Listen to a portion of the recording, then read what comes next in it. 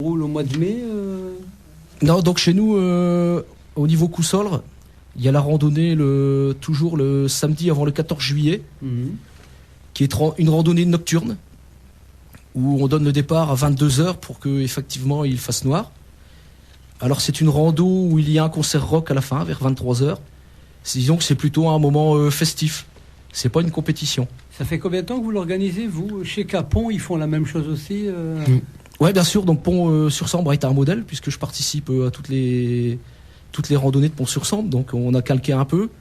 On a essayé de faire mieux. Et puis donc maintenant on est sur les rails depuis 3 ans pour la nocturne. Donc cette année, c'est toujours à la même date Donc cette année, ce sera le 9 juillet. Et au programme, on peut déjà en dire ce qu'il y aura Le programme, encore un parcours original, puisqu'on se débrouille pour passer dans des propriétés privées, pour proposer quelque chose de nouveau. On essaie de passer au maximum en forêt pour que l'obscurité soit maximum, pour que les gens prennent du plaisir. C'est vraiment marrant de rouler dans l'obscurité. La particularité, c'est une randonnée nocturne. Nocturne, oui. Et qui a eu l'idée, c'est quand même une idée farfelue de rouler en nocturne quand il n'y a pas lieu d'être. On organise déjà, on y reviendra après, une rando de jour. Et bien sûr, j'ai encore été victime des envies de Léo, qui en participant à Pont-sur-Sambre s'est dit tiens, nous on ferait bien aussi une nocturne. Je connaissais les hurlements de Léo, les envies de Léo. Donc tout ce que Léo veut... non, c'est pas tout ce qu'il veut. Non, parce que je peux vous dire qu'il y a des vives discussions à la maison. Parce que Léo veut imposer ses idées, moi j'ai les miennes. D'accord. Et puis il y a le conflit des générations. C'est quand même une démocratie chez les Faillis. Ouais, bien sûr. D'accord, donc on confronte les idées, ce qui est possible et ce qui ne l'est pas. Et c'est quelquefois chaud, quoi.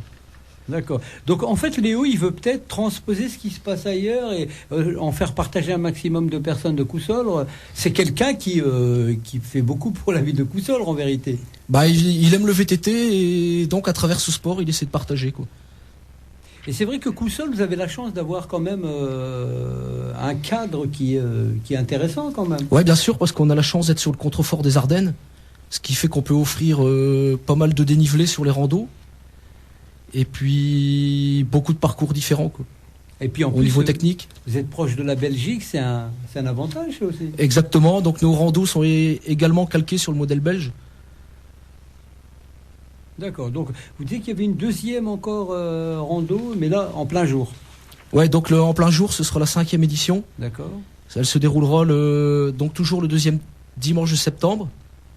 Et ce sera le 11 septembre cette année. Ça n'a rien à voir avec l'anniversaire des deux tours jumelles. J'y avais pensé, mais bon. Ouais, non, ça n'a rien à voir. Donc encore une fois, on proposera un parcours assez technique. Et on veut avant tout que ce soit une randonnée sportive. D'accord. Donc c'est un moment sportif, festif. Festif, ouais, voilà. Faut que tout le monde y trouve son compte, quoi. Tout ça, c'est gratuit, ces randos en général elles sont, Alors pour les randos, on demande une participation de 5 € à chaque participant. Somme qui est totalement reversée à 100% à l'école primaire pour subventionner le projet de classe des neiges. D'accord. Et en général, ces classes des neiges, c'est quelque chose qui marche de mieux en mieux chaque année Donc les classes des neiges, c'est quelque chose qui est établi depuis 20 ans au village. Donc bien sûr, il n'y a pas que le VTT, il y a des lotos, il y a des ventes de tartes, il y a tout un tas de choses. Et bien sûr, la municipalité qui aide aussi. Ce qui fait que cette année, il y a encore 22 CM1 qui vont partir à Beaugève, en Haute-Savoie. Il y a un gros tissu associatif alors sur Coussolre. Oui, effectivement. On essaie de se grouper au maximum entre associations afin qu'on ne soit pas tout seul dans notre coin, parce que c'est quand même de plus en plus dur de trouver des bénévoles pour dire de travailler le jour même, quoi. Et vous êtes tellement bien tous ensemble que vous avez édité un espèce de petit magazine Oui, alors là, le magazine Tous en randonnée, c'est uniquement pour le VTT. Alors ça, c'est une idée qu'on a eue, c'est Guy Bréot de Tirage VTT, président de Tirage VTT. On partait ensemble au VTT à la rando des Lavoirs à Metz. Et puis dans le bus, il me dit tiens Fifi, qu'est-ce que t'en penses, une pub commune? Je dis ouais, ce serait pas mal. Et la première année, il y a 6 autres clubs qui nous ont rejoints. Et puis la communication faisant son effet, cette année nous sommes 16 clubs à nous grouper et à éditer une brochure commune. Alors donc, qu'est-ce qu'on y trouve dans cette brochure? Donc dans cette brochure, on y trouve un calendrier en fait. C'est un guide pour le randonneur qui, ne sachant pas où aller le dimanche, il a sa revue, il regarde les dates. Et on propose tout un panel d'activités, quoi. Donc dans la revue, on peut voir qu'il y a notamment les 4 heures d'Ordini, qui est une très belle épreuve organisée par Tirage VTT, que je vous conseille de faire. Donc on le voit surtout sur randonnée, ou alors on peut avoir des infos sur Tirage VTT ou vttcoussort.skyblog.com. Il y a également la compétition de Pont-sur-Sambre, qui est aussi un club ami, et que vous connaissez certainement mieux du fait de la géographie. Oui, Monsieur Huffel. Monsieur Huvel, Richard, oui, que je salue au passage. Grand amateur aussi de bicyclette. Mais on trouve qui, en général, dans les randonneurs? Monsieur Tout-le-Monde Dans les randonneurs, il y a Monsieur Tout-le-Monde. Hein. Il y a les papas qui débutent avec leurs gamins. Il y a la famille qui roule ensemble, donc ils choisissent des parcours plus faciles. Après, il y a ceux qui veulent aller un peu au-dessus, quoi, qui se font mal sur un plus grand kilométrage. C'est votre cas? Moi non, j'essaie de faire ce que je peux à mon âge. Donc moi, disons que je me limite à 40-50 km, quoi. C'est déjà pas mal. Parce que moi, quand j'arrive, tout est presque rangé. Léo et Florian sont déjà douchés, ils ont déjà lavé les vélos. D'accord. Donc c'est pas fermé quand j'arrive. Ah ouais, d'accord, ouais. C'est normal. Hein. Ils ont la jeunesse pour eux, quand même. Ouais. Mais le plus âgé qui participe au rando, c'est... Alors le plus âgé, il avait participé à Cousolre il y a 2 ans.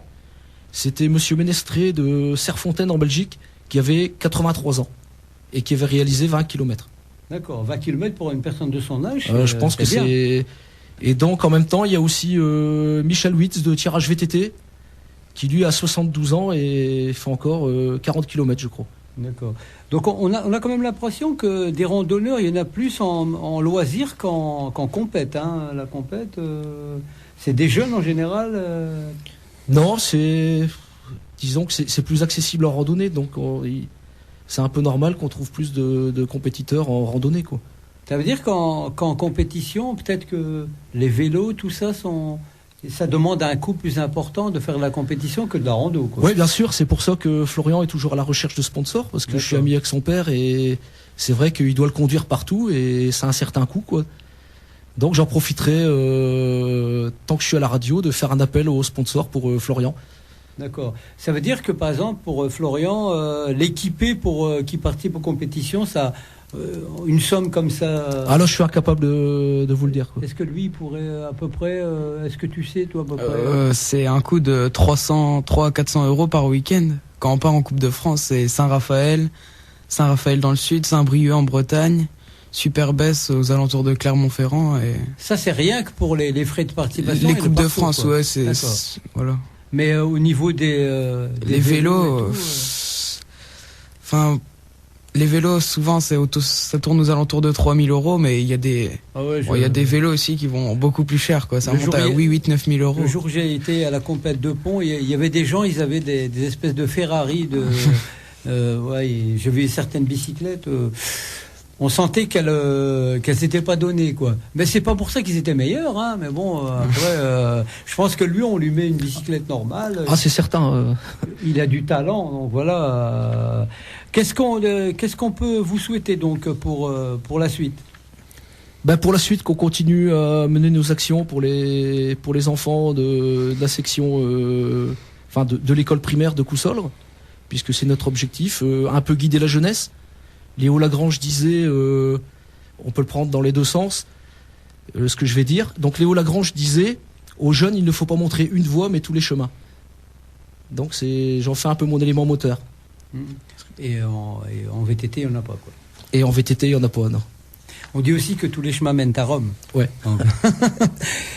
Merci d'être passé, Florian Frigo, Léo Failly et Philippe Failly. Donc, on vous suivra de près dès que vous avez des news, des choses que vous allez mettre en place. N'hésitez pas.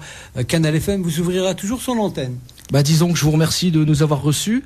Et à tous les randonneurs, je donne déjà rendez-vous ce dimanche au VTT de Sort-le-Château. Est-ce qu'il y a un numéro de téléphone pour avoir des renseignements?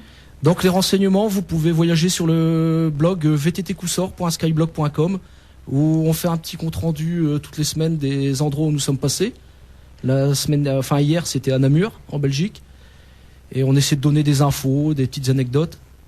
Et quand je peux, je donne des nouvelles de Florian, quoi, quand il me téléphone suffisamment vite pour donner les résultats. Votre prochaine compétition ici, la prochaine fois qu'on vous verra ici dans l'arrondissement, dans une compétition, c'est quand? Ce sera Dinan en Belgique. Mais ici, je pense. Dans l'arrondissement Au cours. C'est où ça? C'est dans le Pas-de-Calais. D'accord. Mais sinon à Pont, Marpont, des fois il y a des épreuves où Pont, je sais pas vraiment c'est quand. Ouais. D'accord.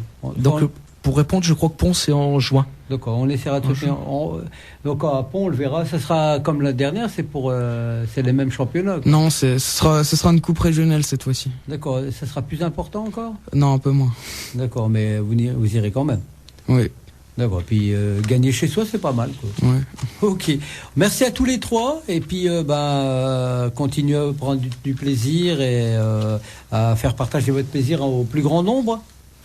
Voilà, donc j'en profite pour saluer tous les présidents de clubs qui se dévouent tous les dimanches pour organiser